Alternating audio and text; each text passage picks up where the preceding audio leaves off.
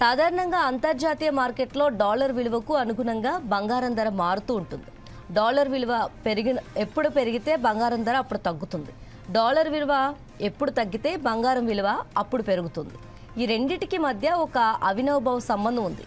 ముఖ్యంగా ఎప్పుడైతే డాలర్ విలువ పెరుగుతుందో ఇన్వెస్టర్లు తమ పెట్టుబడులను అమెరికా ఫెడరల్ రిజర్వ్ జారీ చేసే ట్రెజరీ బాండ్లను కొనుగోలు చేసేందుకు ఇన్వెస్టర్లు మొగ్గు చూపుతూ ఉంటారు.